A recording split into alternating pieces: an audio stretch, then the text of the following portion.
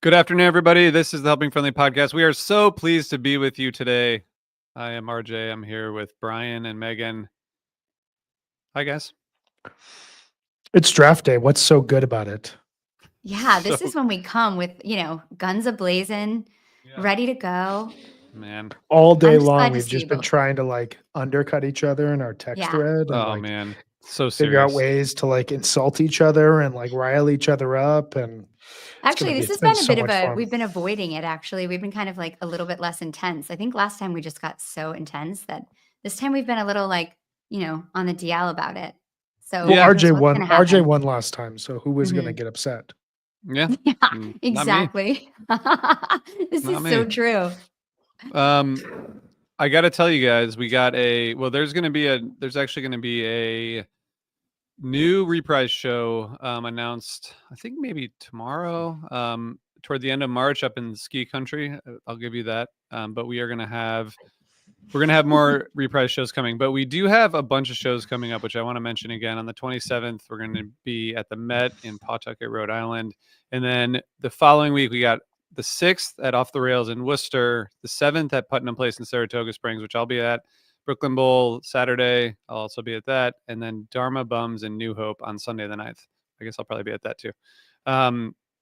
Megan, are you coming to any reprise shows? Yeah, I'm gonna be at the Brooklyn Bowl show. I can't wait. That's I'm bringing a fantastic. big crew. We're gonna have so much fun. Wow. It's gonna be a great show. I'm really excited. I can't wait to hear we're gonna play. Yeah, well, When they're are you in announcing that? on Friday, because right now we're doing a contest. Amazing. If you go to the Reprise Instagram page, you can guess what show they're going to cover for all 4 of these shows, and then on Friday we're going to announce the winners and announce the show. And let me tell you, it is a good one. Okay, Matt, this is my Matt. question. Is it Yep. is it Brooklyn or New York? Are you doing New York City? Are you considering all of New York City or just Brooklyn? New Are you York not City. saying that? Okay. New York Cool. State. How about that? New York State. Okay. Wow, even bigger. Okay. Just to, Has just Phish ever played Brooklyn? yeah. Remember Live from Brooklyn? Remember the MoMA Yeah. dance? Can we edit that out? My No, goodness. I listened to that. 2.0 Phish that I've forgotten about. My God. I love 2.0 Phish. I think you sent me that MoMA dance before. I did. I think someone sent me the CD of that, and I listened to it once and threw it out the window while I was driving. The MoMA dance is amazing. What was I talking MoMA about? dance is so good. It's such a good MoMA. I'm so glad you guys can see the beauty of 2.0.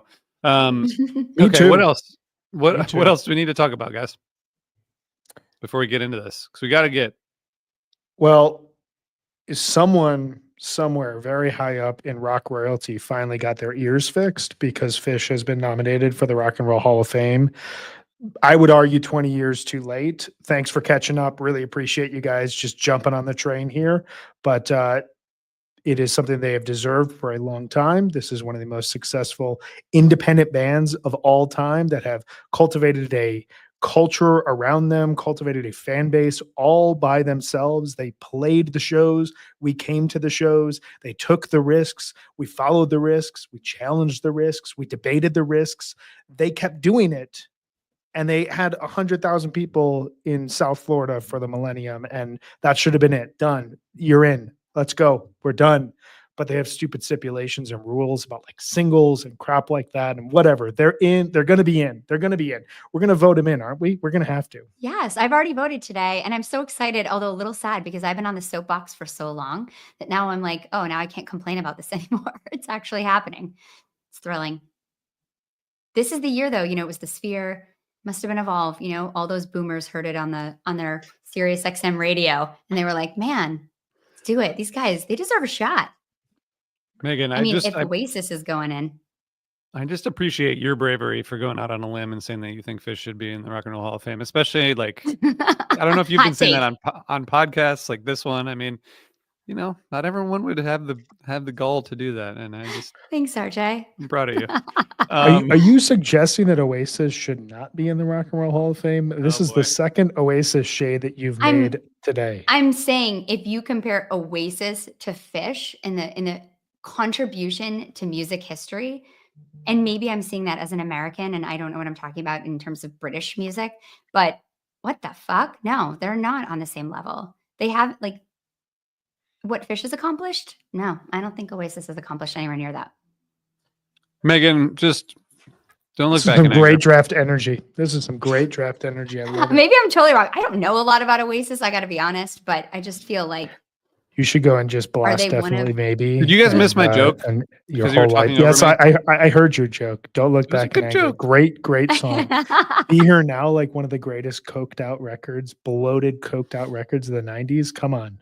I My like God. Oasis. I'm just saying. I don't know. Historically, I don't know. Is there an Oasis podcast? There has to be. Um, I'm pretty sure that Stephen Hyden wrote a book based on an Oasis and Blur rivalry and then built it out into other rivalries. But That's we sick. won't get into all that right now.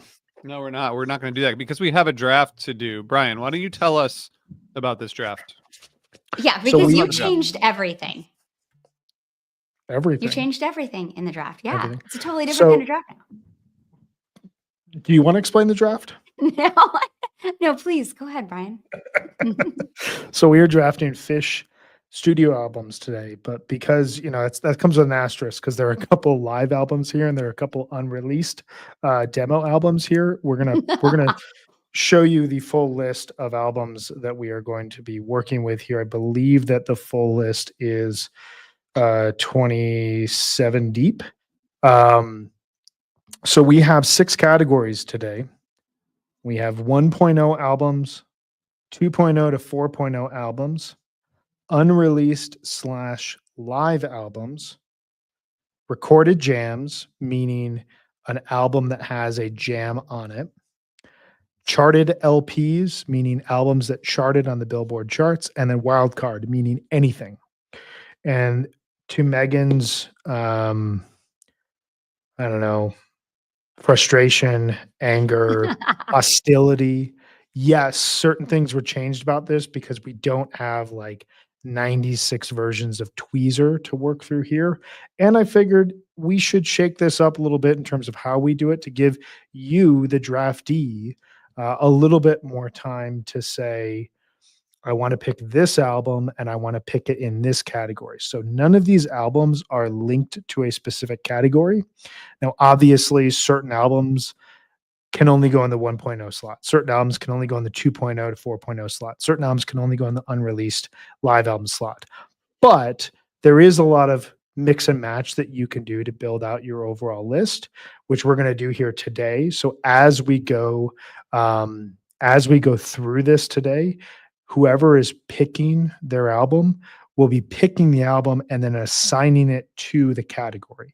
And then we'll go through that. So, let's just say someone, for example, takes Lawn Boy in their 1.0 albums. That means Lawn Boy is off the table. And that person who put it in their 1.0, they don't need to pick a 1.0 album anymore. And we'll go on throughout all of this. I think mathematically it's going to work. It will be really funny if we get to the 5th or 6th round and you can't pick something for that round because something else has been picked. If that happens, man, I don't know. Like I did all the foolproofing that I could possibly do to make this happen. I have like 6 different ways I can draft this that's made it work without any sort of crossover. So pretty excited to see how we all do here. I think that we are going to put ourselves in a position where we're probably going to end up having to draft 1 or 2 albums that we don't necessarily want to draft, which makes it all the more fun. But at the end of the day, there will be 10, 11 albums left over. We'll get the bulk of these into our draft. And then you, the listener, can tell us which host won the podcast or won the draft today. Can we talk a little bit about why it's different or how I found it different to prep? Yeah, go on. Yeah, I think there's a way to prepare for these drafts because the categories are limited, and so you only have to have the number of choices that there are people drafting, right? Because no matter what, someone's going to pick the other 2 things. So it does limit your need to prepare in certain ways, and this shakes that up because you don't know what people are going to put in what categories. You don't know what's going to be left for you, and so it does open up. And for some reason, the way that my brain works, I had a really hard time getting my head around it. So I tried to go through and imagine how I draft for each round, but it's very hard because you don't know anybody can draft in any of the categories, and a lot of them are valid for all of them. So it's just I'm excited to see how it goes. It's totally different. It's should be fun. This Should is be the great. first draft. Sorry, I just want to say this is the first draft that we've done. I have no fucking idea what's going to happen at all. Exactly. Like you have nothing. You don't know what you're going to get for sure. You don't have any idea. And I'm not even like really prepared at all. Like Oh, here he goes. Didn't prepare. Just here to have a good time, and then we'll win. So annoying. In hindsight, this is, That's what I and get maybe for we'll trying to be do. open and honest with you guys. Never again. Just don't do it publicly. Do it before we go live. Yeah. Before we put on our, our costume for the public here.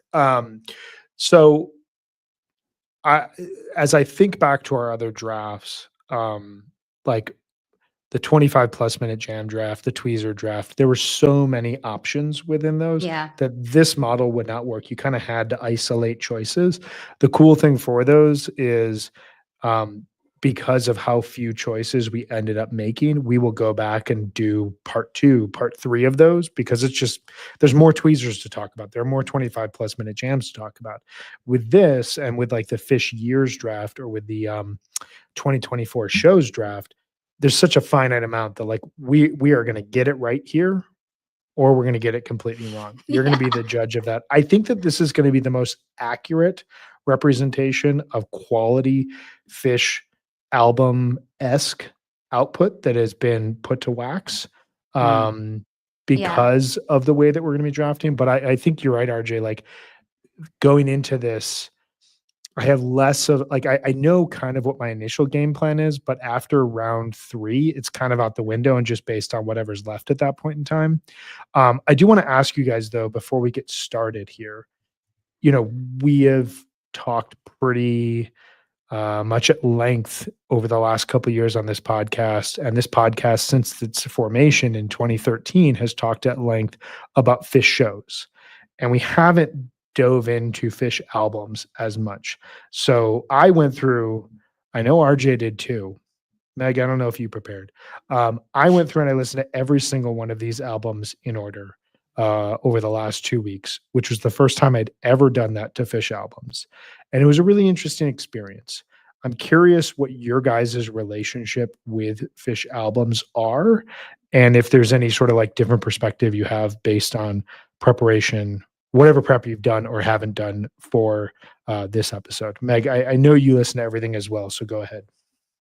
I did. Yeah. I listened to every album in order except for 2. And maybe at the end of this draft, I'll tell everyone what those were. But I just got, especially if you have to pick one of them. I can't wait. Exactly. Then I'll admit it. I have listened to both of those albums. I just wasn't really feeling it at the end of it, but it was fascinating. I've never done it. And I was introduced to Phish via a studio album. And I've always loved the early studio albums that I listened to a lot. I used to listen to a lot of Studio Phish when I was first getting into them, which was funny because I was such a deadhead and listening to live dead shows, but I was listening to a lot of Studio Phish then. And then I started getting more Phish bootlegs. But at first I really listened to a ton of studio albums, but then I stopped. I stopped listening to Studio Phish a long time ago and never really went back to it unless they would put out a new album. I'd spin it and then probably never hear it again. Except for more recently, because of the strength of some of the albums that were coming out, I was listening to them a little bit more. But yeah, it was fascinating going back and listening to how they've used the studio and not, and how different the band sounds in the studio throughout all these years. It's fascinating. I learned a lot. It was a really cool exercise. I would highly recommend people do it. I love that. RJ, what are your thoughts on Phish Studio, and has your relationship to Phish Studio albums changed at all? Well, I just want to tell you guys, just as some plugging here. Matt and I did a series called Backtracking. This was at the very beginning of the pandemic. So I think it was like February through June, maybe, of 2020. We went from, I think we went through maybe Hoist. And we would do an episode every like couple weeks. So we did probably 6 of them. And those are like real deep dives where we talked about the production. We talked about the like, obviously each album. We started with the White Tape, and I think we went through Hoist. So that was like, I love those several years episodes. ago. Oh, Mhm. thanks, Megan. Yeah, they were Um, fun. I was listening to them during the pandemic. that was my last real deep dive. But going back to these is just, like introduction to Phish through these albums, and then going back and listening to them once through just to kind of like recalibrate. They're really great. They're if you listen to them all kind of in succession, they all have similarities, which I want to talk about some of those as we go through. I think there's some, like, I was reading a couple of things about the Rock and Roll Hall of Fame nomination today, and sort of the never playing by anyone's rules sort of thing is like the main thing that always comes up, right? It's like they did it their own way, and that's rock and roll or whatever. I think that their albums are a lot like that too. Not as much the new albums, but definitely in the first 10 albums, there's a lot of that, Totally. like, we're gonna do things our own way, and I think there's things that show up in each album that are interesting and worth talking about. But it's always fun. Billy Breathes is great. It's my other takeaway. I love listening to those old albums, just knowing like they were so risky, even though they're trying to get bigger and grow an audience, and their demos and stuff, and they're so risky. They're so Phish. They're wild, and they're not at all being safe or playing things that people might like to hear or that should go on the radio. It's really brave. It's so brave. I think, it seems less brave knowing where they've ended up, but it's so brave knowing where they started. Well, Brian, can I just give a hot take on that point, because this is something I want to bring up before we go? I have one too. So yeah, please go. I think a lot of listening to them now, these albums, I think some of it is like some of what you're describing, like the risks. I think they are risky, but I think they're a little bit of like a conscious or subconscious defense mechanism of some kind. Like, I think they use there's like the talking on albums, which shows up on almost every album somewhere. I think there are things that they did that I don't know if if it was conscious or not, that like kind of are like, if people don't recognize these as regular albums, like, that's fine, but we're going to give them reasons not to. And that can kind of Yeah. like, it's almost like a hedge against like what people might say about their albums. That's like something I was thinking about a lot, Totally. which is kind of, I don't know if that's Yeah. true or not, but Well, if you're like saying we're not playing by your game, then you can't ever lose their game, right? yeah. So I think I want to counter that, and we'll get into this when we start drafting. But like yes, there's some risk being taken with like spoken word stuff and like adding a jam from Split Up in a Melt on the back end of Demand, and like doing this whole dreamscape concept record on Rift and whatnot. But one of my thoughts as I was listening through these is I continually feel like Phish has missed an opportunity to put on record them at their absolute best. And I think there's this very strange perception, and you see it throughout the entire jam band world, that your album has to be this like watered down version of what you do best. And like the idea that if they played an album like this on a nightly basis, the audience would be there, and um the myth around Phish would be there, and the drive to see them and listen to every show would be there, is kind of like runs counter to what we actually go for. And so Yeah. I always continually hear this idea that like, well, they're just putting the songs on and they want the songs to be like in their best form, but like that's not necessarily Phish in their best form.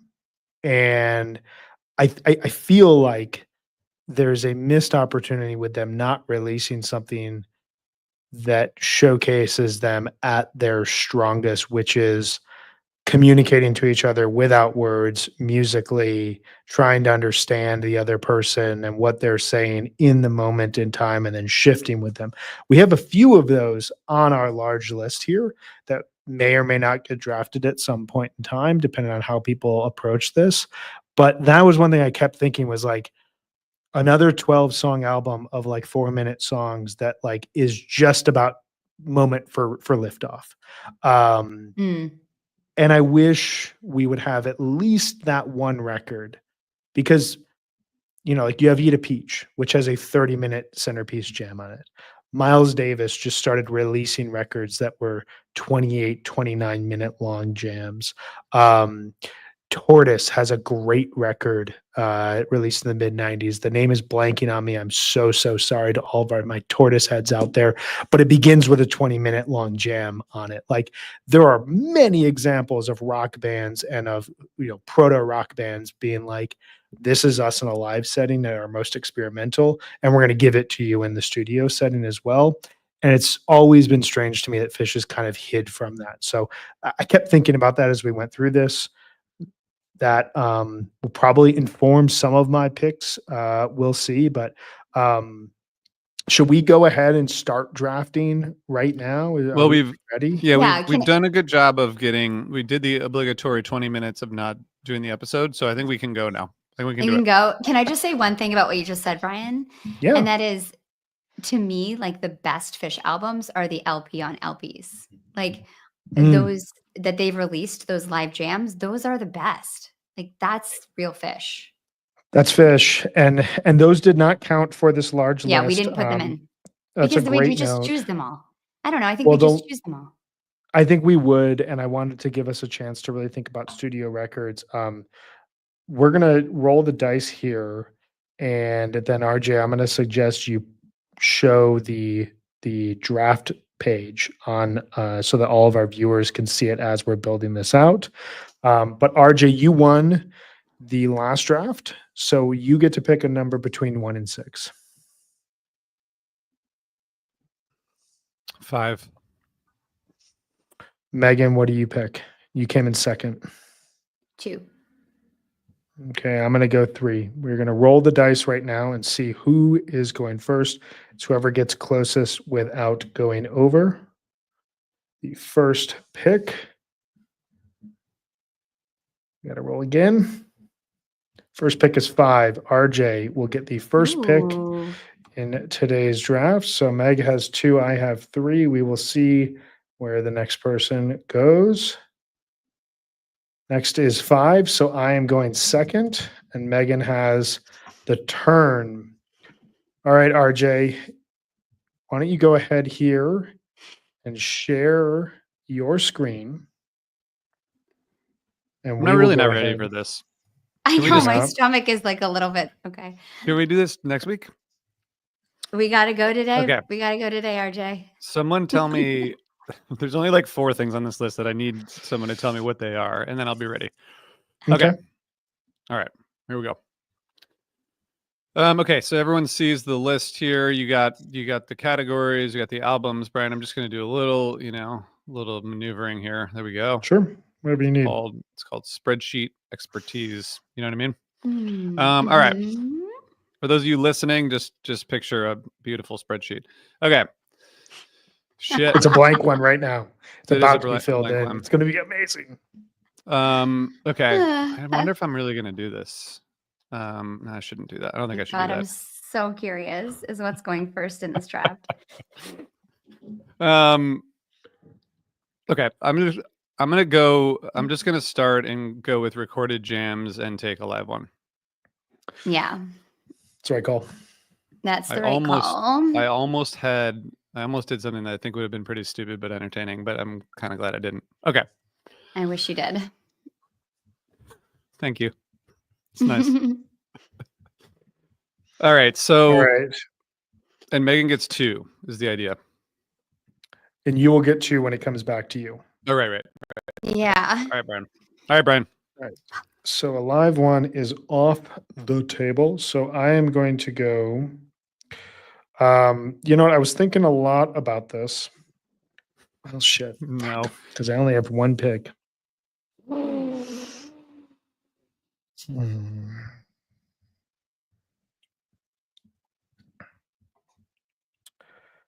Yeah, that's fine. Okay. I'm going to go with a category that I look at as a little bit light, you might say. And also it's where my heart and soul is. And I'm going to just do my thing. and I'm going to take Round Room in 2.0 to 4.0. Some may argue, hey man, it'll be gone. It'll be available in like 3 rounds. I don't care. I'm Yeah. taking my approach here today. I'm going with what I love. So Yeah. Round Room 2.0 to 4.0. I think that this is the best Phish studio album that has ever been released. It is a live feel. You hear warts in the album. You hear missteps, brown notes. You get a really cool jams on the back end with Waves and Walls of the Cave. You get an awesome song like 46 Days. You know what I'm talking about, RJ? You get Seven Below. You get Mock Great Song. I get the Incredible Perp here praising me. Still my favorite Oh, album yeah. of all. We're right there. I feel like I You did the got right it thing. all. Justin You've Bruce already won. keeps saying that ALO is a king move. He's right. You could just keep posting that, Justin, while you're watching. Just repeat it over and over. RJ made the right pick there for number 1. For sure. I'm going Round Room 2.0 to 4.0. Megan, you have 2 picks. Well, before I get into those picks, I just want to say that this album really, really moved me on re-listen. I've listened to this album, a handful of times, but not a lot. And it surpassed some things. I went and ranked all my favorite albums as I was listening back to them, and it surpassed some albums that I never thought it would. And I just think there's just so many incredibly profound songs on this album, some of their best lyrics on this album. And I really loved it on re-listen. Middle-aged dad rock is where it's at. I'll tell you what. That's what they tell me. Okay. Well, if we're going with our hearts, then I'm going with my heart too. I'm going to start, and I'm going to choose it in charted LPs, and I'm going to choose my favorite Phish album of all time, and that is Rift. This album is the first time I ever heard Phish.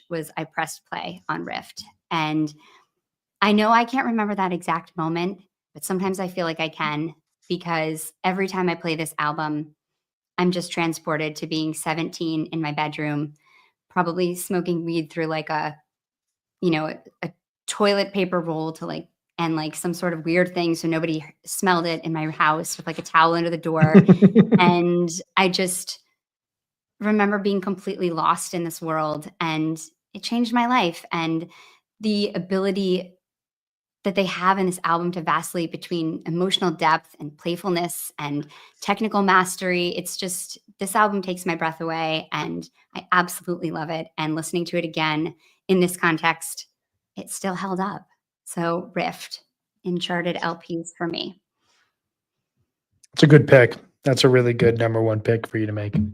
Thank Perfect you. album. Perfect album. Pretty perfect. Pretty perfect, right? Yep. First time I ever heard Phish too. I was getting Really? chiropractic work, and I had to get massages, and the chiropractor nice. said, you can bring in music and we'll play it while you're getting a massage. And I went to No Best Buy on the way. way to the chiropractic office, because a kid sitting behind me who loved the best music was wearing a Phish shirt. And I was like, I've always been curious about them. And he was like, you should buy Rift. You would like Rift. And I was like, okay. And I bought it. I had no idea what I was getting into. And I put it on in the chiropractic office, and suddenly, and the chiropractor was like, is this really what you want to listen to? During your massage. A lot of weird conversation. They were like, do you like this band? And I was like, I've never heard this band. But that was the first time. That was it. That's amazing. Man, good story, Brian. Thank you. Now you can pick. Thanks, RJ. No, Megan's got one more pick. Mm-mm. Oh, you already? I I get to thought you pick did too. again. Fuck. No, I only did Rift. She is It was on just the such a turn. long. It was like such a long intro that it felt like 2 picks. Thanks. I don't know if I should take that as a compliment or an insult. Heard- Okay. This Just is however you want. This is my RJ is plan. playing to kill. I know. I'm gonna stretch it out, RJ, just to fuck with you. But Yeah, thanks. this might be a RJ has huge to risk. go in 15 minutes. So like we have to have this draft wrapped up. Did he send us a message in the private chat telling us he's got to go? Okay. This is a risk. This is a big risk, but I think I'm going to take it because I've decided since I didn't really understand how to win this draft, I'm just going with my heart because I think that's all I can do. So I am choosing something, and let's see which category. Yeah. I'm getting a little nervous right now. Okay, so this is going to be in the unreleased live album category. And I am picking the album that is if Phish was a jazz quartet. God So damn it. I am picking the Victor disc because this is perfection. It's just the kind of music I want to listen to these days. When I was playing this and reading my giant American history book that Brian has got me reading, I was just lost in it and just felt like this is what I want Phish to do every time I see them. And I wish Phish played more jazz. So that's what I want. Victor disc. I'm sorry, Brian. I didn't take Round Room, and I gave that one to you. You couldn't take but- Round Room. I took it. I know, but I wouldn't have. I promised myself I wouldn't draft it. But man, the Victor disc is so good. Yeah, it's quite good. Okay. That's how we're going to play today. Do you want to give me a list of what else you own on this list so I know not to take any more of your picks?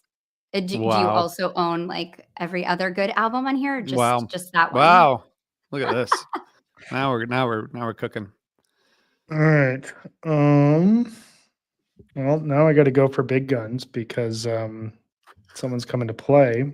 So I'm going to go with charted LPs. Mm-hmm. I'm going to take Billy Breathes. Fuck.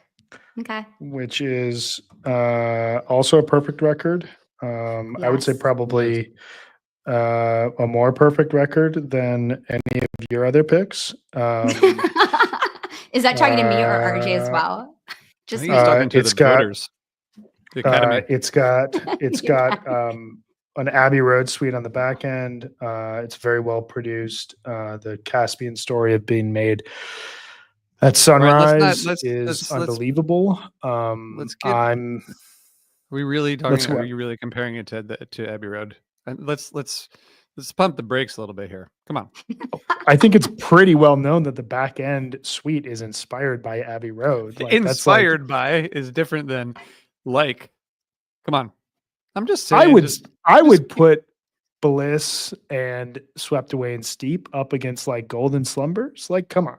Like, she came in through the bathroom window. Great song, fun song. But like, have they ever jammed like Steep did on 8/21/7 or 8/1/17? My goodness. Okay, I'm gonna take this all as part of your shtick. I'm gonna take this as part of your shtick, and assume you're not serious. Okay, keep going.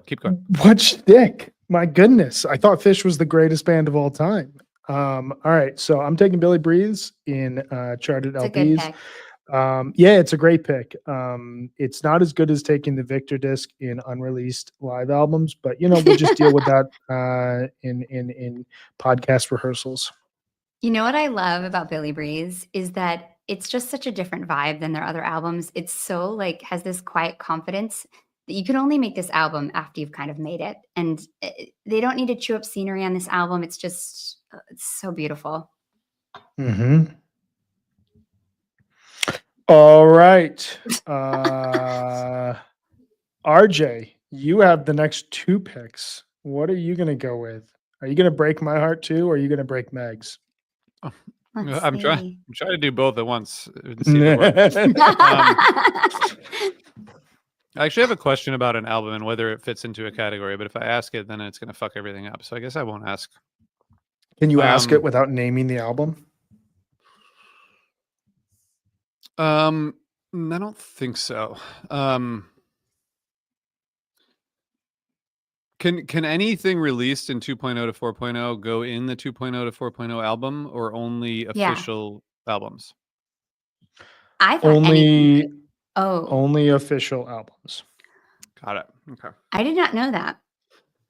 Well, then I'm not going to bother with that. Wait, really? So things I did not know that. it's only official albums can go in that category. I thought that was just anything in 2.0 and 4.0 that in the Well, list.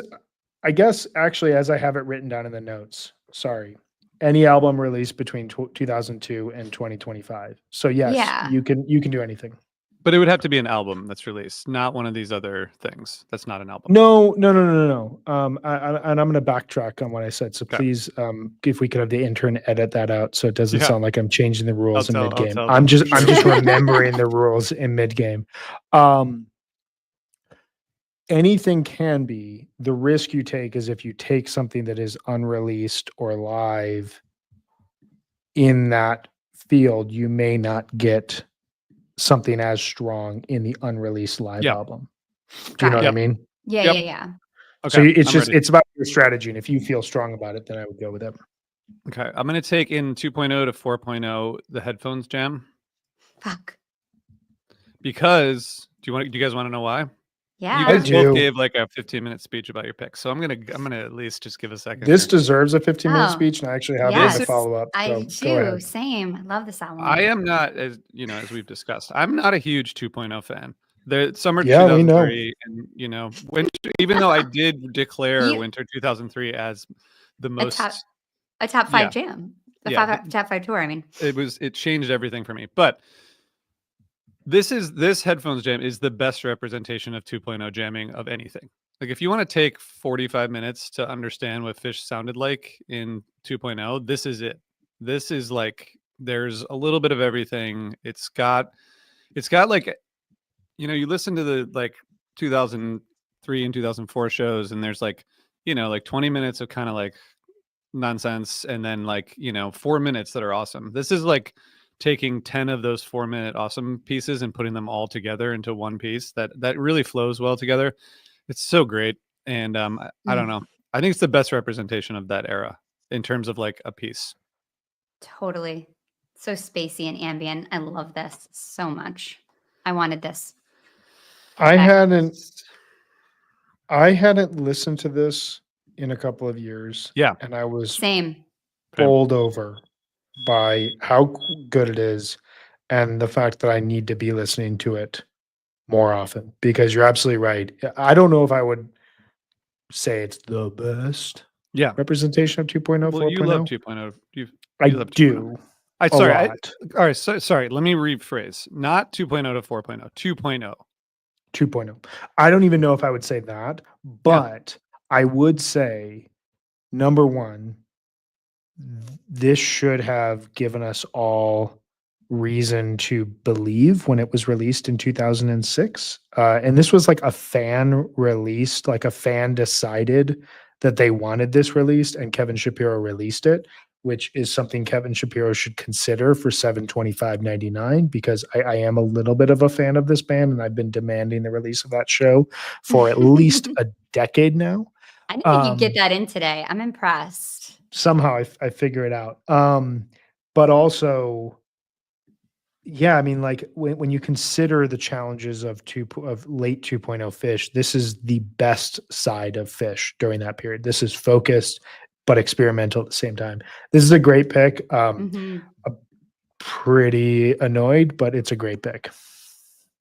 Yeah. I love how Okay. RJ, See, I I don't told like you guys. 2.0 is like, hey, I'm just going to I'm take gonna this take amazing the headphones jam. 50-minute recorded jam. I mean, Literally you guys know everything. you guys RJ know and I've been Megan listening to both Phish took for a long time, right? what I like described at the top of this episode is what I wish Phish would do. Just amazing stuff. You guys are great friends. Well, I said I was going to try to maybe break both your hearts at the same time, and it worked. So it good. worked. Well done. Well, I'm you glad get one more pick, RJ. I know. Oh trust my me, God. I'm ready. Damn. I just like that you're somewhat surprised, as if you thought maybe I haven't listened to Phish before, but I have, and that's coming in handy in this podcast. Let me tell you. All right, I'm actually pretty surprised that you picked that, but yeah, I'm know. pleasantly surprised while also pissed off. Like really, just like under the surface, just like I hate you. This might be slightly controversial, but I don't care, because I think that my next pick is I'm going to take for unreleased live album. I'm taking Thrilling Songs of the Haunted House from 2014. Ooh, I think that's a good call. I think this is the best. I think this is actually the best Halloween they ever did. I think it's like it put Phish back on this path of not just like Wingsuit was a disaster, right? And then they come back the next year, and there's this like, I think the story is that Trey's daughter like convinced him to do something. I think they were like not going to do something, and they go and they take this decades old Disney album, which I had growing up. I don't know if you guys did, but like I remember these is fucking weird. It's like so bizarre.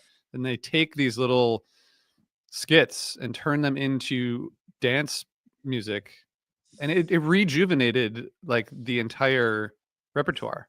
Like Wingsuit, Fuego, like Wingsuit, all those songs are great.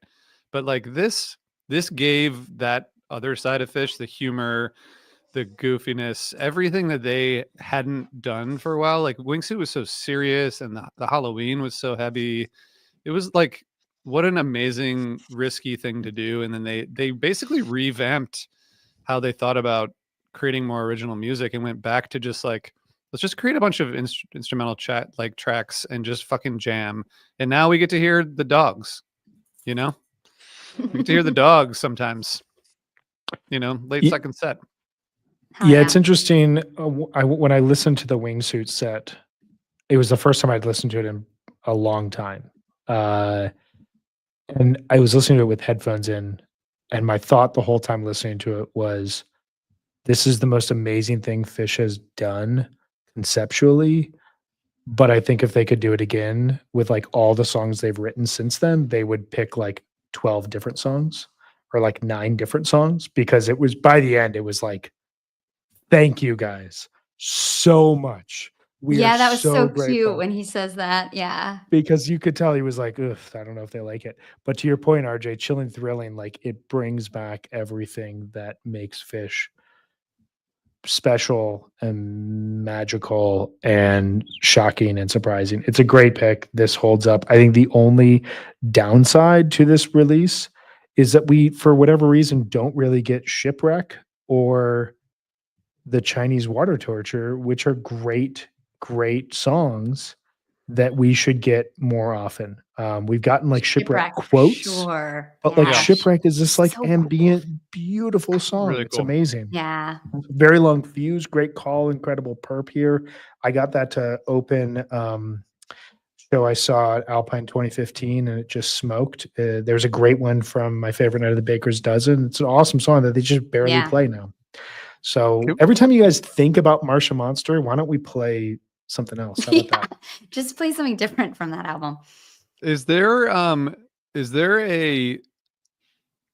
been a lack of our conversation about how hard that Halloween 2013 show was for those of us who were there? Have we talked about it enough? I mean, I think Well, there's I think you should talk about it again, and people are bringing it up in the chat too. It was so hard. Yeah. Like it was to be in Those that songs room. those songs are not like Halloween brand new party vibes. I think they realize that if they're going to debut new music, it needs to be fun. I think they realize that with like Casvat and like even with Get More Down a little bit. I think they realize like we need to bring a party if we're going to just dump a bunch of new music. It can't be like melancholy. I don't know. Yep. There's a great episode of Beyond the Pond, a little podcast about Phish and other music that RJB was on back in 2018, where Wow. we talked about the Wingsuit Wow. set. And then RJ talked about Miles Davis. I talked about Bob Dylan, and Dave talked about Neil Young. And we picked their 3 records that we would compare to Phish's Wingsuit. So basically like their most controversial, kind of slightly hated, but like important records that they released. And I think it's like episode 26 or 27. It's way back before I could afford Shure microphones. And I was on like a blue Snowflake that like was the sound just boomed and echoed everywhere. But I would encourage people to go and listen to it, because we did have a very good conversation. We were very honest. We were very empathetic. And then we also were like, hey, look at our other 3 favorite artists. What are moments where they were like, hey, I don't care what the audience thinks. I'm going to do what I want to do. And it was the right move. That's awesome. I'm going to go back and listen to that. You should. Mhm. it's, maybe not as good as like the backtracking stuff, but maybe go back to the pandemic and listen to that. I don't know. We'll see. Yeah. Um, I wonder if it I've holds listened to a up. lot of Beyond the Pond, Brian, just so you know. Just so you know. Don't worry. all right. I'm caught up. Do you guys have anything right. else you need to say about Chilling Thrilling? No, but I love that album. It was really fun to listen back to. That's how you do Halloween. That's how you do it. That is a Yep. perfect Halloween. I really just Yeah. want to shout out Chris here, who wrote out Chilling Thrilling Songs of the Haunted House, but as CTSOTHH. Well done. Well done. Love it. And a Mondegreen point there. That was a good year pet cat. That's a very good Year Pet Cat. Also from We Vegas. should talk about 21. Mondegreen.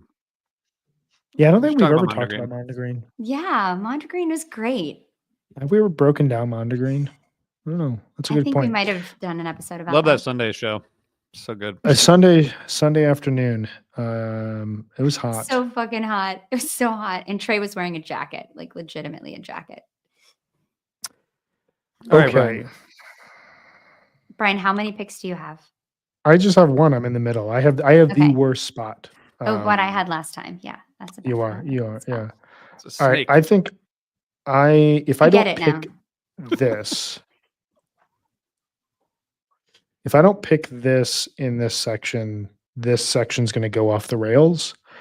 And just based on, like, I've already lost 3 picks in this section based on what I had.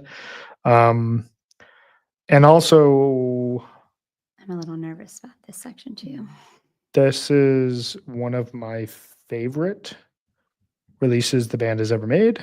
Some would call this the companion to the Victor disc, as it showcases the band in experimental form rather than trying to write actual songs.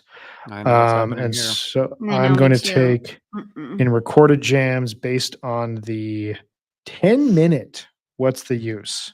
Yeah. The Sicket disc Fuck. from 1999, which are ideas of songs, jams, rehearsals, snippets, samples, just a lot of whatever the fuck is going on from the Story of the Ghost sessions that the band ultimately released on CD. And some people would say, hey, Brian, you keep complaining that Phish hasn't released a experimental album. What about the Sicket disc? And you're right. The Sicket disc is there. My Left Toe, one of my favorite songs that Phish has ever written, was also featured in 7/25/99, a fantastic show that Kevin Shapiro should absolutely release as soon as possible on Live Phish. What's the Use? Absolutely gorgeous stuff. Insects, really cool and frenetic. Phish bass, come on. The Name is Slick. What a groove. Happy Whip and Dung song, another just like thunderous groove, only played once. Quadraphonic Toppling, which was then pretend played 2 more times and then revoked by the chancellors at Phish.net. Chancellors. Fuck that. It was totally fucking played. It's amazing, and oh my god, I got the greatest compliment Yeah. ever here.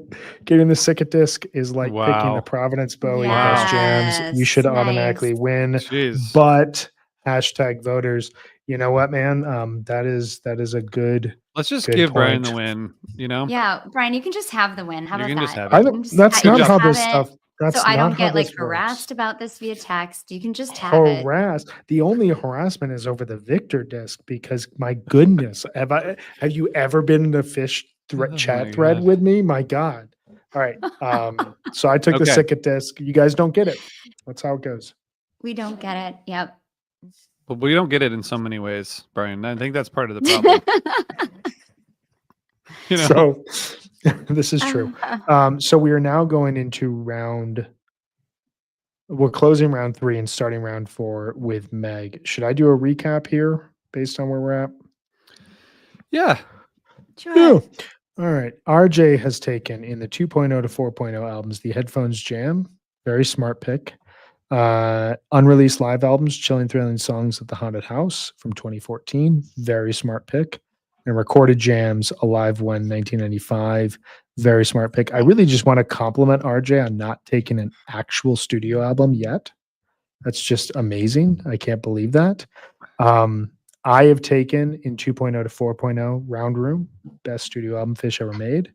Recorded Jams, The Sicket Disc. Excellent experimental album with some jams on it. And in Charted LPs, Billy Breathes, which went number 7. I think that it's their highest charting album. That and Fuego. And it went gold. And then Megan took an unreleased live album, strange pick. She took a picture of Nectar.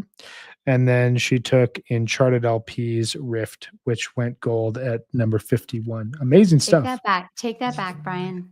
Take that back. Meg, you got 2 picks. Megan, I don't think it was strange. Accurately represent that I picked the Victor disc. Megan took the Victor Please disc and in thank unreleased you. live albums. Yeah, I'm not changing guys- it. Don't worry. I'm just. Can we messing. just talk about the fact that Fuego charted as high as Billy Breathe? Like, it just doesn't That's make insane. sense. That's actually It not makes right. no sense. It's not Fuego right. is not really a great album. Fuego. Well, I would not say that now because you might end up having to take that at some point in time. Well, that's fine. I can make the opposite case later, but But my thought of that is that a lot of people seem to jump on again around 2012, 2013, and it was their first album in 5 years. They did a good job promoting it. There was just a lot of like hype around that record being released in a way that I don't think anything before or since has really been pushed on the public. It felt like a Phish has arrived moment, and yeah, and also the first Ezrin. but I agree. Right? I think it was the first Ezrin. Yes, it was that, and then Big Boat, and then they kicked him to the curb, rightly so. Just did not know what to do with Phish. My goodness. Megan. Do I have 1 pick or 2 picks? You have 2 because you're on the turn. Every time you pick, you have 2 picks, unless it's your second pick, and then you only have 1 pick. Okay. That was a good. I like that caveat. Yeah. Okay. She can't just keep going. Man, What's she gonna take? Everything. Yeah. I don't know what to True. do here. Really? Went too big too early? Story of my life. No. No. This is a crucial moment in my draft right now. And so I'm just Mhm. trying to make sure I handle it appropriately. And I'm not sure what to do because yeah, a lot of what I wanted is gone. You know, this is the point when it's like everything starts to go a little bit different. Mhm. But maybe everything's right. So just hold tight. Oh, thanks, You know, think about RJ. that. Think about that. And just in terms of albums, you know. Yeah. That's good. That's good. Okay. All right. I think I know what I'm going to do. And I'm just going to go, I'm going down my list of ranked albums, what I love. And if they haven't been picked yet, I'm picking them and finding a category for them. That's my strategy. Yeah. And you guys might think this is totally stupid, but this I don't think album anything's stupid. has always meant a lot to me. And it's so nostalgic for me. It's so tight. It's so beautiful. To me, it's amazing studio Phish. It captures their sound perfectly. And I love A Picture of Nectar. So I'm going to pick that as my Nice. 1.0 album. Awesome. Good I pick. love A Picture of Nectar. Thank you. I think it's a great pick. I actually had this higher than I thought you guys would have it on my list. Because it doesn't really have any flow, Yeah. but That's it's true. like, But that's kind but of it's the point, Kind right? of like an early Phish show. yes. And it's just kind of like, hey, here's some Cavern, here's some Tweezer, here's some Chalk Dust, here's Llama, here's Eliza. Like it just works. Yeah. And even Mango Song is I gorgeous. love it. Yeah. And the only thing that's wrong is Trey's, like affected Zappa voice and Chalk Dust. It's Awful. so forced. It's just like, why are you ruining this perfect album by doing this at the very end? Like, it's just like, no, we don't need That this was- try. But It's it was not cool. dumb. It's not But cool. even I that, think it's- but even that's great. I think it's kind of like I don't like it's that. kind of like Rift before they figured out that they could do a concept album. You know what I mean? Mm, Like they could have mhm. just made something up and we would have believed it. Like because Oh, like they pretended it was a story, you mean? yeah, because it all works like you guys have said. It's totally disjointed and doesn't make sense, but like it totally works. Like if they had said this was like a, you know, like the dream thing about Rift works perfectly for so many reasons, but they could have made up a story and we would have believed it because the album does work. It's great. Yeah. It's a great album. I align it with Farmhouse and Big Boat in the sense that it's kind of just like, well, we got these 12 songs hanging around, so why don't we just put them on a record? Yeah, but it's so much And better than those albums. Like, yeah, I would agree. I would totally agree. okay, a Like few. listening to it was like being transported back to it's almost like if you have someone that's curious about Fish, it's almost the perfect way to hear them because you get a little bit of everything, Yeah, exactly. you It's know? and it this is like I listened to this album a lot when I was getting to Fish, and even just looking at the cover brings me back. And listening to it again just reminded me of that time in my life so strongly. And it's yeah, it's a perfect Fish album. The way that Fishman's drums sound at the beginning of Llama, it's just like this is the coolest fucking band ever. Oh Yeah. my god. Yeah. I'm so into it. It's a great call. It's a great pick. Okay. Great pick. It's probably your only good pick, but you know, really good one. Yeah, exactly. Okay, I'm trying to see which categories I still haven't drafted in. Okay, so I still have a 2.0 to 4.0 album and a recorded jam. Um, And you have a wild card, which is probably going to be the last pick for everyone when we're just right, like, because that whatever. can just be anything. Yeah.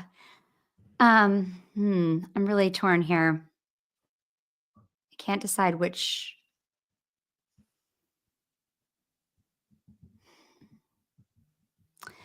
Okay, I think I'm deciding between an album that I feel like is really similar to Nectar in a way and hit me pretty hard when I was listening to it. But like, do I want another one of those albums in my list here? You know, because I want it to be varied. I don't want my list to be just like all 1.0 albums. Like that's kind of lame. Yeah, it is. I mean, No. I don't know. I don't think anyone's. We're looking at it as a piece. You know what I mean? So I don't know. I mean, it's a reflection in a lot of cases of your taste. And if your Yeah. tastes are just 1.0, Yeah. then you know, you should own it. Yeah. Yeah.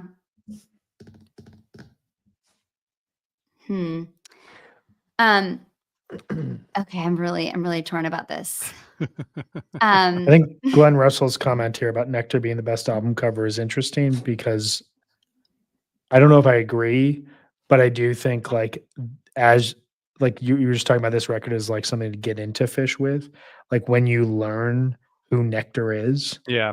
and what that means to the Yeah, band, it exactly. opens a Yeah. portal into their history that you just wouldn't have without it.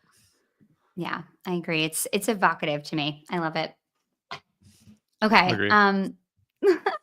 Okay, I'm really unsure about what to do here. All right, I think I'm gonna go.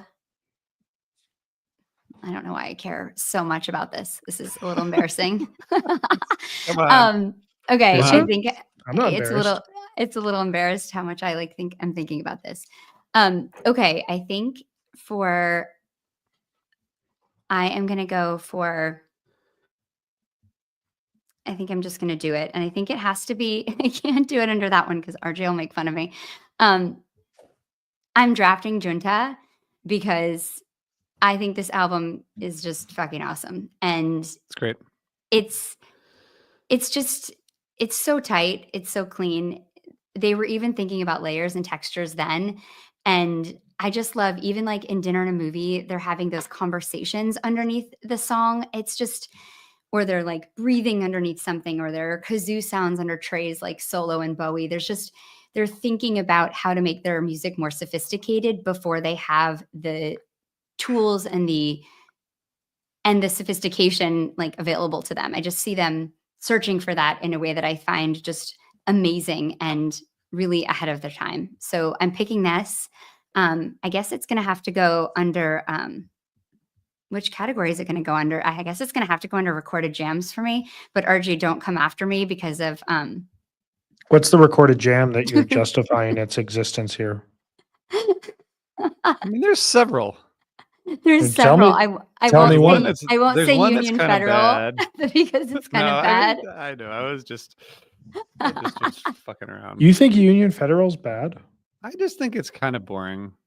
I know. Interesting. That's kind of sacrilege, I think, but whatever. I That's what mean, we're here maybe for. I'm like over here on 1980s Phish jamming Island, but I think it's like very loose and psychedelic and really interesting. Yeah, I can see that. It's a They're cool down. jam. They're like down moments for like minutes at a time. Yeah, it's so long. it's That's my only thing. it's a longer jam, and I hear that, RJ, for sure. But this album also has an acoustic fucking fluff head in the beginning, like the intro fluff head. It's got the perfect Bowie, perfect Divided Sky. This is just I mean, the jam in Bowie is better than any jam they've done in Bowie in years. So, yeah, like, exactly. what are we There you talking go. about It's the here? Bowie jam. That's what I'm counting it for. This is really heavy 1.0 list. Damn. Yeah, it's a little low 1.0 heavy, but that I've makes got a little sense. 2.0 in there. I'll stretch out. Don't worry. I've got some A picks little left. bit of 2.0, one would say. Yeah, that's right. Oof. Yeah, I'm ready. It's a good, I'm so ready. it's a good pick, Meg. I'm so ready for this. Thank you. So we finished the recorded jam segment. RJ has a live Nice. one. I have the Sick It Disc, and Meg has Junta. And the audience wants to know: is Bowie the jam that you justified this pick with? What is the jam? Sure. Sure is the answer.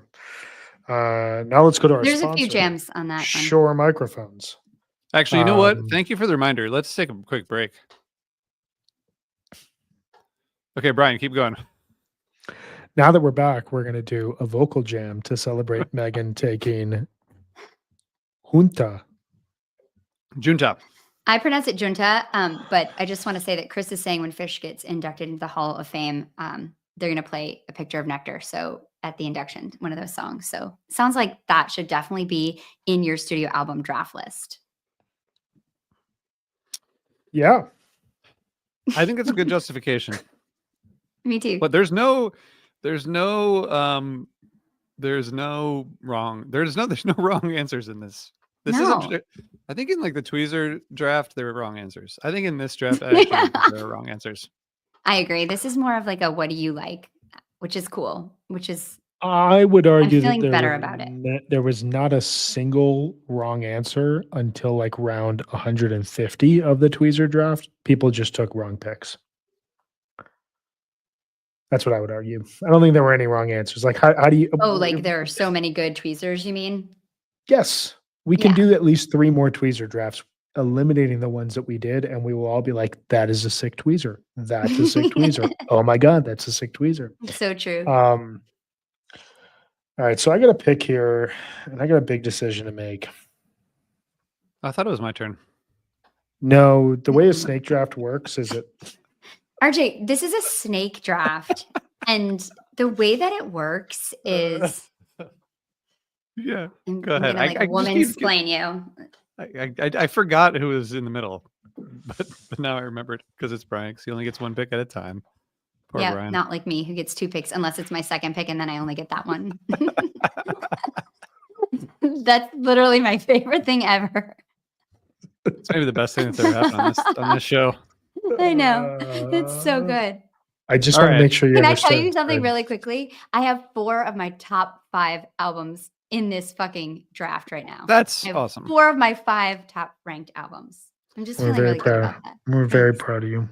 Thank you. What do I do? What are you deliberating between? I'm curious. I want to know. Not Well- between, but like where are you thinking? Talk us through this. So I had a list of 6 1.0 albums, and 5 have been taken. 2 of which by me elsewhere. So Oh, I've got okay. 1 remaining. But I also am considering expanding the search for 1.0 to a live album. And I'm just I mean- looking at my unreleased live album list, which I still have a good amount, and I think I can sacrifice. So I think I'm gonna do this. I don't think I'm gonna regret this, right? No. No, I'm not. The 1.0 category is stacked. So I'm gonna go with Slip, Stitch, and Pass, Yeah. which Wow. that's what I was trying to decide is between that and Junta. That was my dilemma. well, you picked what you picked, you know? Am I right? Am I right? Yeah, I'm happy with it. I'm just telling you, Yeah. you know, I agree with your Yeah. pick because that was my next choice. I'm glad you're happy. I'm so happy you're happy. Couldn't be happier that you're happy, you know?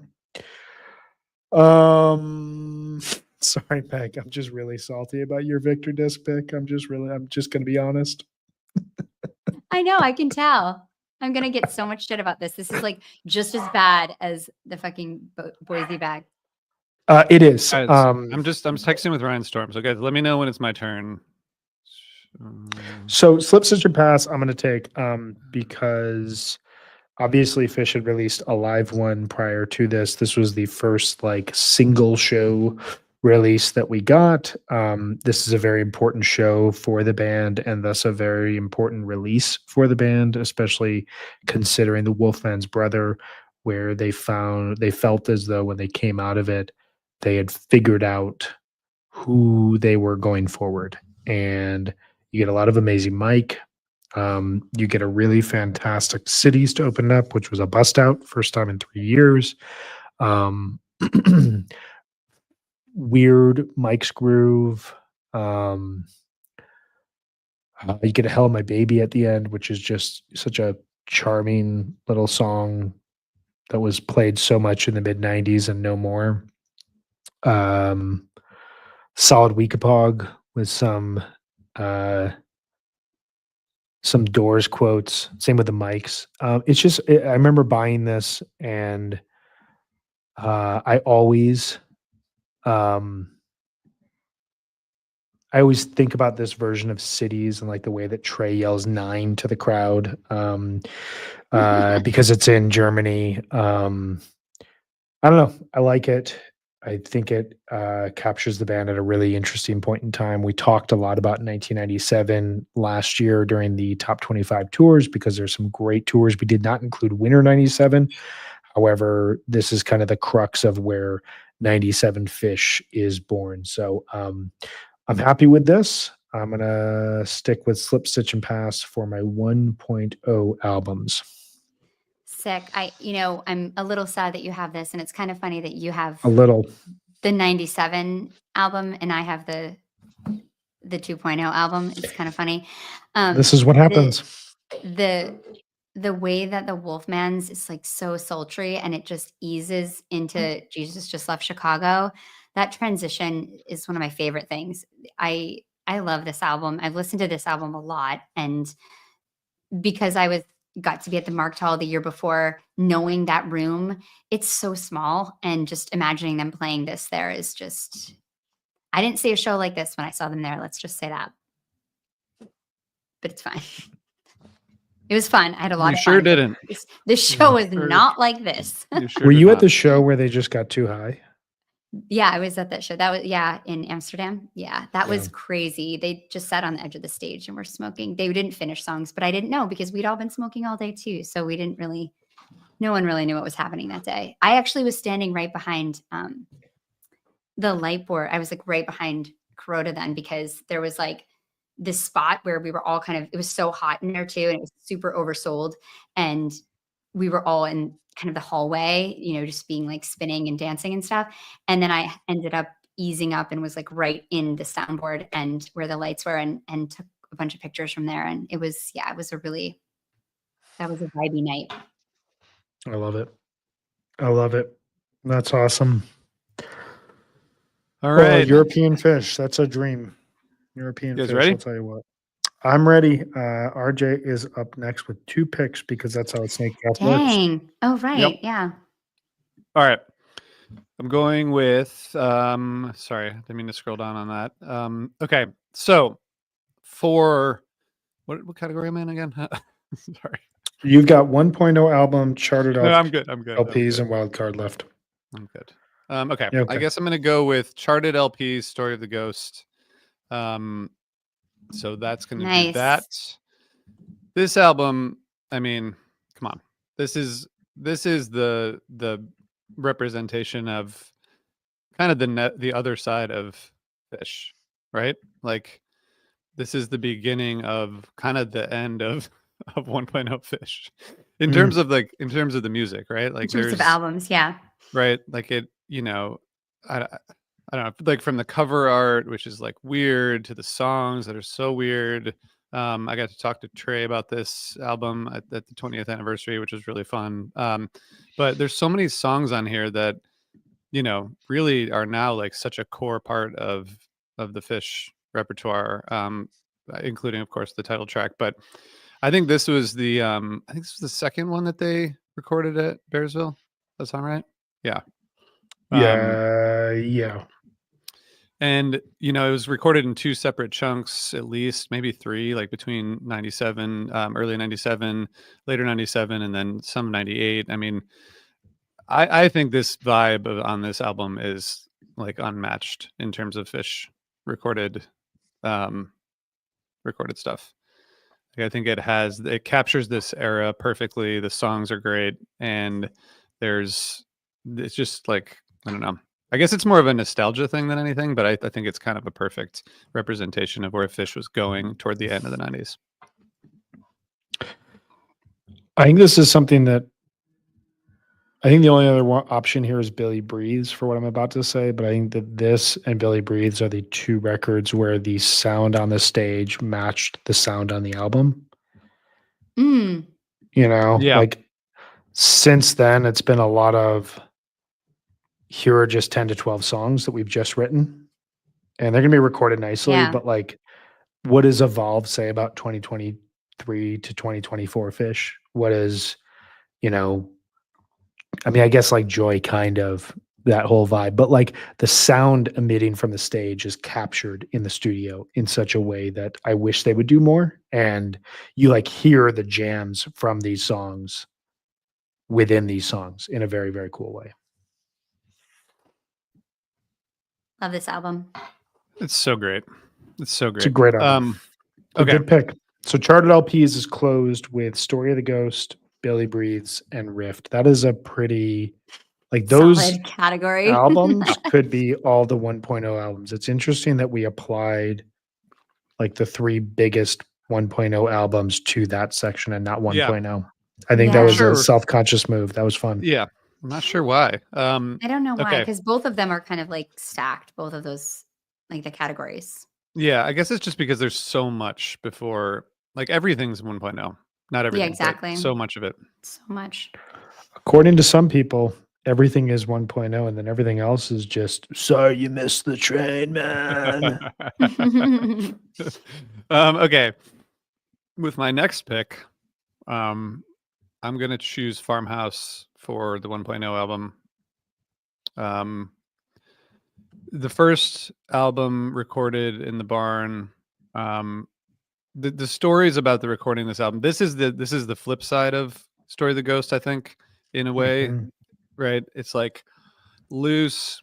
It's kind of, you can tell they didn't like spend that much time on it. I mean, they did on the songs. I think Tom and Trey in particular like wrote a lot of these songs together, but it's a pretty fucking loose album, And I think the ratings of this album were like not great. I think Heavy Things, like as a single, worked for a little bit, and it obviously charted. But just the end of Twist, which we talked about with Trey on one of the podcasts, like he said, like that was how it was. That's they just so crazy. They just like let it continue to. Do you guys remember? I think that was on Alive Again. Where he talked about that. And he talked about how like everyone would they would try to tell everyone to be quiet and they just wouldn't. And you can hear at the end of Twist, you can hear Fishman laughing. You can hear, they're just fucking partying. And it comes through in this recording, and it's like, you can feel the barn vibe. I don't know. I think it's a great album. And a lot of you get the Bela Fleck, and you get the horns with Grippo and Jen Hartswick's first appearance, and there's a lot of historical things that happen with this album. But I also just think the songs are all really good representations of where Tom and Trey were at the time. It's kind of like Story of the Ghost was like kind of recorded in the dark in a studio, and this was kind of like recorded, at 3 a.m. where everyone was partying, Yeah. sort of like It's the other amazing, side. right? Yeah. Yeah. This does feel like the crossover into we've got a bunch of songs, we just need to put it on an album. And I think that you get that vibe in terms of it's kind of like Nectar. It doesn't have a ton of flow, but also that kind of works to its like that works in a sense, where it's just like a snapshot of Phish at the end of the 90s. And I mean, this was the record they promoted the most in the 90s. And then they broke up 4 months later. It's so there's all weird, these- right? Yeah. There's all these radio appearances in spring So crazy. 2000 when It's Trey so was like funny. in his head, like, I got to stop doing this. We got to stop this. What are we doing?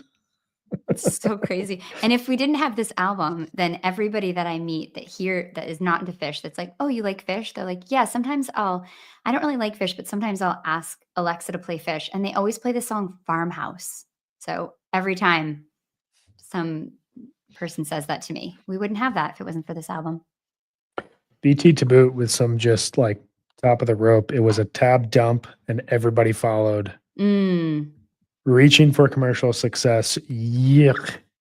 I can't say I disagree with what he's saying. Without investment, playing metronomic roles to trade leads. Yeah, I get that. It Yeah. feels in Yeah, some yeah, yeah. cases like I'm not coming up with a good example right now, but it definitely feels like, yeah, we'll do your thing, Trey, and just get it out there. Yeah. Yeah, Certainly. there's less heart in it than some of the other ones, for Yeah. sure. Right. It's just a party. It's just a party. It's a party. It's a total vibe. All right, I'm going next. I have 2 picks left. I'm still torn about what to do right now. So I've got unreleased live album and I've got wild card. Mm. So when I look at my unreleased live album, Brian, how many picks do you have? I have 2 left. So I have 1 right now because I'm in the middle. That's how a snake draft works. You I get know, I was just 1. trying to make a funny joke. All right, go ahead. It was funny. I was trying to make one too. Um, so all of these picks that I have are in my wild card segment, but if things Oh. break, I have an additional pick in my wild card segment that I might do. But I think I'm going to go with my gut here, which I don't even know if I am doing. I think if I went with my gut, I'd go with a different pick. What should you do? I think you got to go with what you love in this draft, Yeah. because it's too weird otherwise. Well, but I don't think it's also like a testament, especially this segment, of what we think should be released. So like Chilling Thrilling, like that could be a really cool recorded studio album as well. The Victor disc, why hasn't that been released on I don't know. vinyl on Record Store Day? I don't understand why I can't listen to that on the Live Fish app and I have to listen to it on YouTube. Like it's the That Cindy Lee sucks. album from last year. Where you have to have your phone open the whole time. Yeah, It's so and ridiculous. if you do anything else, it like shuts off. It's so frustrating. And this one, it makes 0 sense to me that it has not been officially released. So I'm going to take it here, which is The Man Who Stepped Into Yesterday from 1987. Nice. Nice. This is a sick list you have going on here. Oh, thanks. I appreciate it. It could be a little bit more sick if I'd gotten something else, but I'll take the compliment for the time being, Meg. I appreciate it. Mhm. Yeah, I mean, my list would be a little different too if I'd gotten something I wanted as well. But That's that's true. the way Wow. these draft works, Brian. Is that sometimes you don't get what you want. Yeah, and sometimes you don't get it in round 1, and you're like, oh, okay, I'm just not getting that. Exactly. I listened to this and was thinking how inventive Phish was in the mid 80s and how crazy it was that Trey had this in his head and that so many of these songs are still foundational songs in Phish live shows. And I think it could benefit from a updated recording. I thought the way that they restructured the song cycle on the New Year's Eve show in 2023 was fascinating, and I would love to hear them try to do that again and do that in a recorded setting. But I think that this is a great little snapshot of Phish in the mid 80s, as they were not necessarily thinking about jamming, they were thinking about storytelling, and the fact that it is not an official album just ups the lore. So The Man Who Stepped In Yesterday closes out the unreleased live album section. We've got Chilling Thrilling Songs of the Haunted House in 2014, The Man Who Stepped In Yesterday from 1987, and the Victor disc from 2002. Meg, you've got your... I just want to say when Trey's narration on The Man Who Stepped Into Yesterday is so sweet. He's talking like really hushed and sweetly into the mic. It's really cute. Yeah, and he really believes that absolute authority will corrupt absolutely.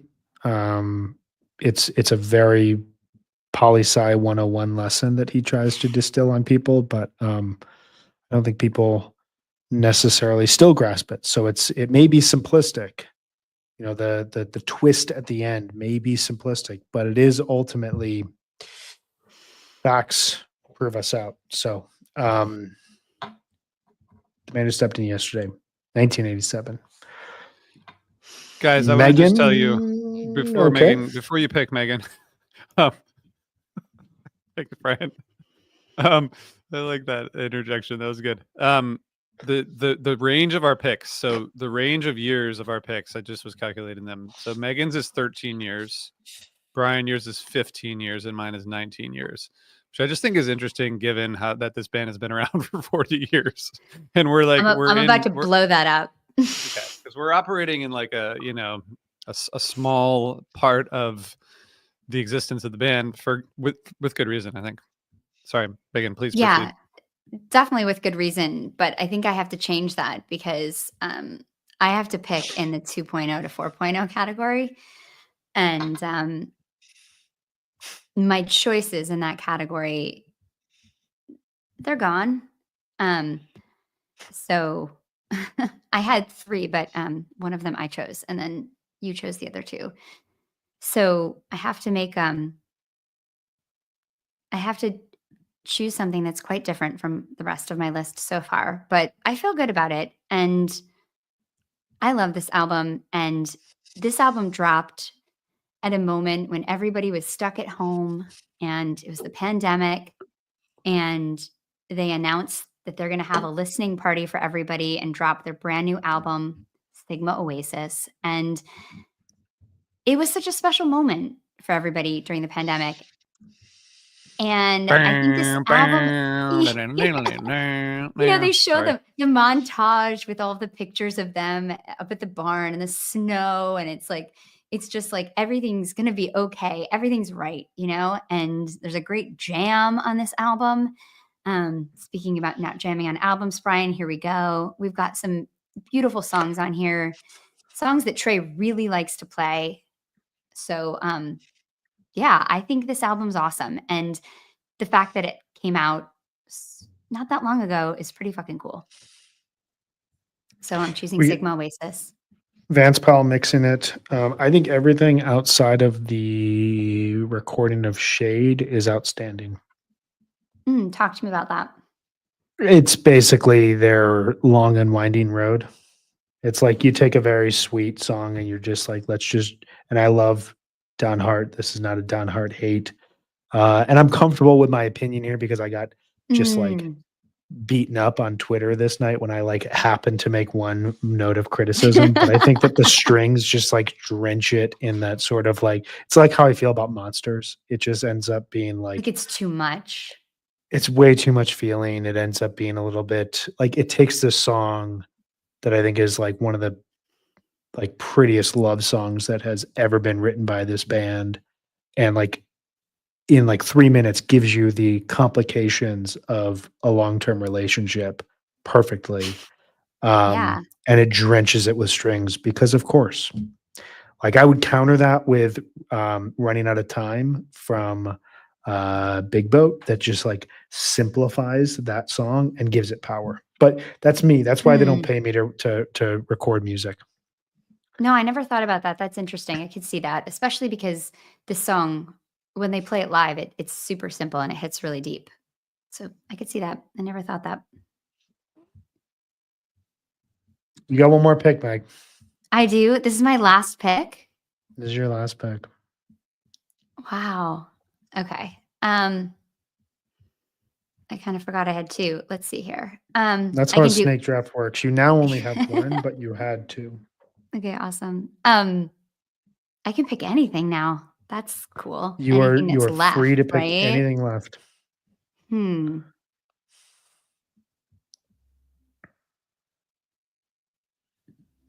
Okay, I'm gonna do this. I don't think anybody's picked this, but I'm picking it. It will I'm be taking crossed a. out if it's been taken. Okay, let me just make sure, but I don't think it has been. Um, I'm taking the white tape because this is just raw, unfiltered talent. You can hear their skill on like basic shitty instruments. It's experimental, it's weird. They're unafraid to be like, yeah, this song isn't really thought through. It's just like an idea, but we're going to put it on this tape. It just feels like a capture of a moment of time in a band practice as opposed to like a product. And you still, though, even all of that, you still hear the emotion that comes through on Slave and Divided Sky. And you realize the potential of this band is so huge. And I love how it bookends with like Alumni Blues and the letter to Jimmy Page at the end. I just think this is just unbridled creativity. And I love this album. And I think it's incredible. It's their first album. They had such a vision already. Totally. And songs like Minkin and So to Bed, like Anarchy, there's such wild experimentation on this record.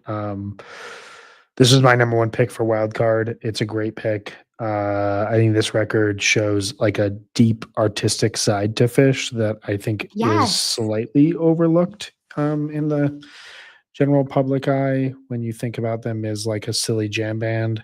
It shows that there's kind of that like punkish indie rock nature to the start of their career in a way that I love. Yeah, this is a great call. Yeah, that Yeah, and So to Bed. fun to It's listen like to. acoustic heaven. It's fun, right? I hadn't listened to it Really in good. so long. I made a list. I made a playlist as I was listening along of everything that was available on Apple Music. And I had like 10 songs on this record. I was just like, yep, I want to Really? hear that again. Yep, I want to hear that again. So great stuff. Yeah. Great stuff, Meg. Took another one of Thanks. my favorites, but good stuff. All right. Got I anything can't more believe to I'm say about the closed white out. tape?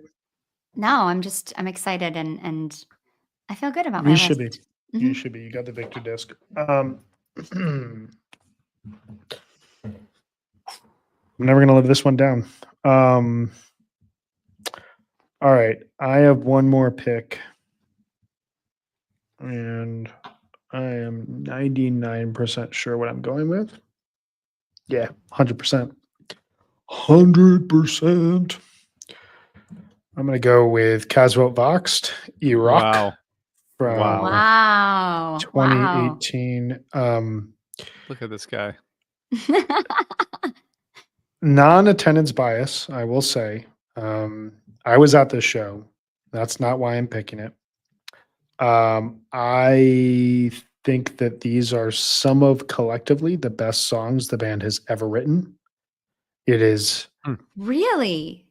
100%. Wow. Wow. We need to pause. That's a bold take. That's a Is it? Do you want me to yeah. read? Do you want me to read the? No. Nope. No, we know what's No, on the album. we know the songs. So Tell us the best written song on the album. We Are Come to Outlive Our Brains. That is probably a top 30 Phish song of all time, and it's rarely played. Turtle in the Clouds, absolute banger of an opener. Since the dance, huge hook. Wait, so you are going to go through each of them? I am, yeah. Sorry. Stray Dog, whatever. Everything is Hollow. What a groove! Like Page with the white light coming out of him. We Are Come to Outlive Our Brains. I like. Come on, that is an amazing, gorgeous song. That should there.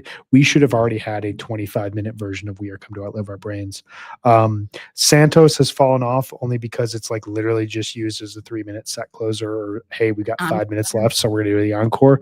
But when that song was played in the room, can I tell you a story about that song in the room? Yeah, sure. Cool.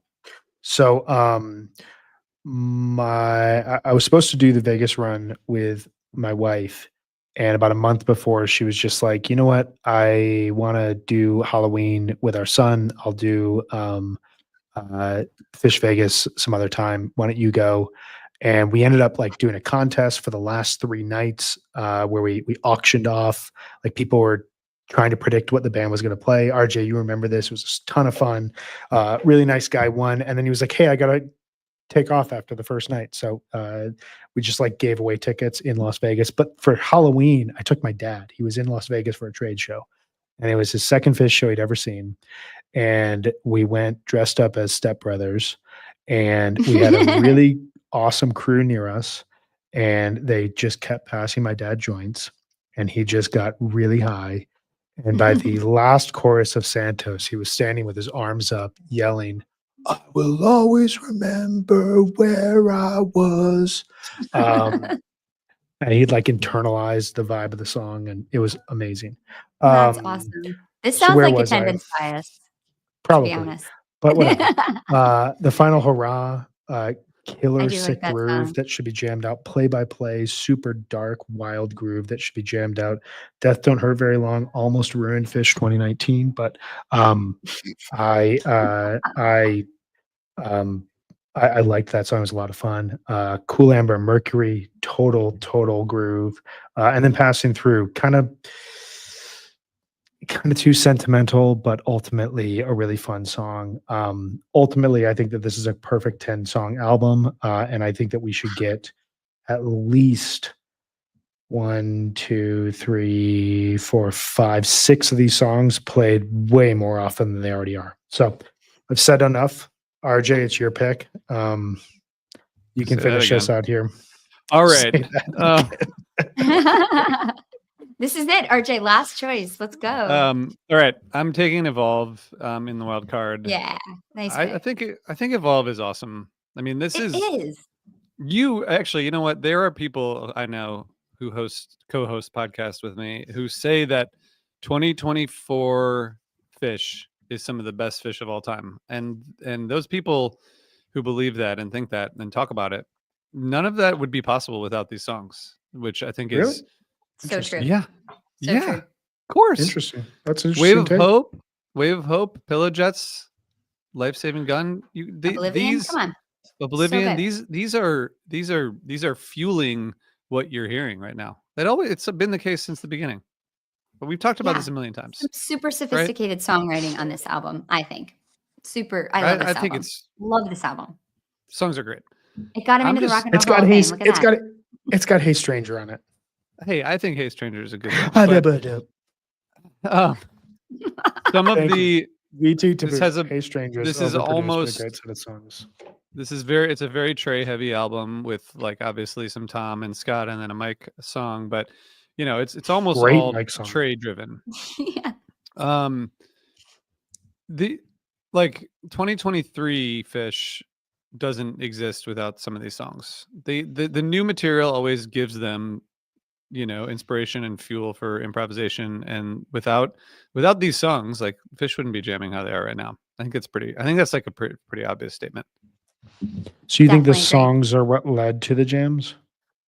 Well, I mean, I think the jam, you know, some of the songs were created probably from jams. I mean, I don't know where the chicken or egg thing is in this case, but I know that, you know, the same thing happened in, I mean, I don't know. It happens every time they put out new albums. There's new material, and it doesn't have to be an album. It could be like in 2015 when they started debuting all those awesome songs, and that year was incredible. I think it happens every time they introduce like a batch of new songs, and I think this album is a good representation of where they are now. Can I make a slight counter? Yeah, Just in please. case you want to adjust your final pick, because you could. I would allow it. If Megan wanted to do this, I wouldn't allow it. But I would That's so argue true. that the sonic palette that led to the jamming came from a album 3 years prior when it was recorded, which is Get More Down. But I just don't think that you have the balls to take it. Yeah, good First one. of all, yeah, that album sucks. And let me just say, It's funny. that was one of the albums that I did not listen to on my tour through Phish albums. I'm not going to say what the other one was because someone picked it. What was the other one? You have to say it now. You can't not say it. Casbah Box.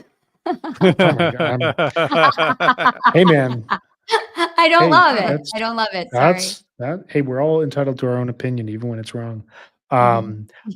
The run from Egg in a Hole through the Unwinding is some of like the most beautiful Phish, but it's okay. It's okay. Yeah, You there's gotta some No, cool it's stuff not. on there, but like No. honestly, that album is just like, what is actually happening? It's Nope. no, it's not If thought through. Phish is experimenting in the studio.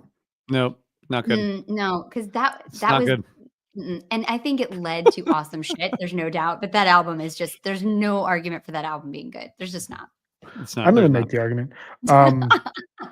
Not did even it. from you can make it, Brian, but we did What it. what I would argue is the best song on Evolve is Human Nature. It's just my human nature. I think that song Um, bangs. I think that song all right. absolutely bangs. That's you're allowed to. I mean, you're allowed to have whatever you. Even when say. even when it's wrong. Even when Even it's when wrong. it's wrong. I do actually Um, like that song. I think it's kind of fun. It's one of Mike's better ones for sure. Good. He's happy that you feel that way. Yeah, I'm sure. I'm sure. All right, so Evolve as a song is amazing. Perfect. It's Absolutely perfect song. Amazing Absolutely song. perfect. They can play it every show. I'd be happy. Okay. Same. I would be so into it. So we've got, just to run through it one more time. RJ selected Farmhouse, The Headphones Jam, Chilling Thrilling Songs of the Haunted House, A Live One, Story of the Ghost, and Evolve. I selected Slip, Stitch, and Pass, Round Room, The Man Who Stepped Into Yesterday, The Sicket Disc, Bailey Breeze, and Coswell Vox, which Megan refused to listen to because she doesn't like good music. And Megan picked A Picture of Nectar, Sigma Oasis, The Victor Disc because she's cold-hearted, Junta or Junta, depending on where you emphasize, Rift, and The White Tape. We're going to send this out to the people so that you can tell us who you think won the Phish studio albums draft. This was really fun. It was so fun. I love actually debating was very with you nervous guys. about it, but It was super fun. Can I was do the really same fun. thing? Can I do the same thing I did last time with the osirispod.com/vote, and I'll put a Yes. Google form together? Please. Yes, please do That that, would and then work we'll great. push it out. And I think what's cool about this is that all of our list of albums, this is just sick. Like these are the sickest. Yeah. This is the best stuff, and it's awesome. It's a cool list I to agree. see all together. Yeah. I just want to say, as we're wrapping up, we have gotten some more responses for people's 4 favorite versions of Bathtub Gin ever for the premiere episode of our Mount Rushmore series. This is a once in a lifetime opportunity to participate in a series. And if you participate in the first episode, you got it on the ground floor. So don't miss your once in a lifetime opportunity and go to osirispod.com/Rushmore to vote, because we're going to be doing that in a couple weeks. So it's all happening. And it is crazy that Lawn Boy and Hoist got left off. Hoist was definitely like right there for me. But I decided for the White Tape, but that was definitely my next option. Unbelievable. It was fun. Look at this, the Helping Friendly podcast, friendly in all caps, because that's what Brian, it's friendly. I don't know. How am I not being friendly? I said you had a good list. You had a great list because you had a great list. I don't know what to tell you. Thanks. Alpharetta 2010 gin on the Mount Rushmore. So we are picking 4 bathtub gins. I am here for the argument of that being one of the top 4. I'm willing to listen to it. I'm willing to listen to the argument. I am currently going through all of the bathtub gins ever played and compiling the list. I should be ready for our first episode on March 3rd. But what is next? Wait. What do we have next week? What do we have on Monday? Well, I just want to RJ? say, in case Kevin Shapiro is still listening, the main reason that you should think about $725.99 as an official release is that you can tell how much work Brian puts into this podcast and how much he cares about the music. He's going through every jam charted version of Bathtub Gin to try to narrow it down to make everyone's lives easier. And just that's the kind of dedication Brian. really that it takes to get an official release. And I'm willing, if you're waiting for me to suggest one, I'm willing to pass mine on to Brian so that Brian can get his official release. That's So I so just wanna say generous, that. RJ. Wow. I That's awesome. just want Brian Such to a have nice his guy. official release. Can I you do imagine what's going to too. happen when they actually release it? Brian's going to It's lose going to be his so mind. exciting. It's going to be It's going to amazing. be so It's- exciting. It's We're going going to to have be to like to live this. FaceTime with him. It's going to be to this thread what Zach Levine being traded 2 weeks ago was to my basketball thread. Yeah. There are moments of joy and ecstasy that happen in life very, very infrequently. Sometimes you're saddled with Zach Levine for 8 years. Sometimes Phish decides to not release your favorite show over and over and over and over and over and over and over again. So, I put in a little bit of work for this band, hoping to get just a little bit out. And that's what I'm hoping for. $725.99. Come on. All Let's right. do So it. go to Thank you, Brian. osirspod.com/draft to vote on the winner of this. That'll be set up whenever this episode comes out. Next week we have Ryan Storm coming on to talk about Mexico 2019, which he is a big fan of, and this has been on the list. So Ryan is going to join us. After that, well, we're going to launch this on March 3rd. In the middle, we're Yeah. going to try something different, and I'm going to choose a topic, and we are going to come prepared to discuss a topic, Phish related. It's going to be fun. It's going to be so fun. Round table. Round I love table, it. I'm into it. Or round room. round Brian. room. Ah, it's adorable. Hmm. All right, everybody. Have a great week. Thanks, everyone. That was fun. See you soon. See you guys.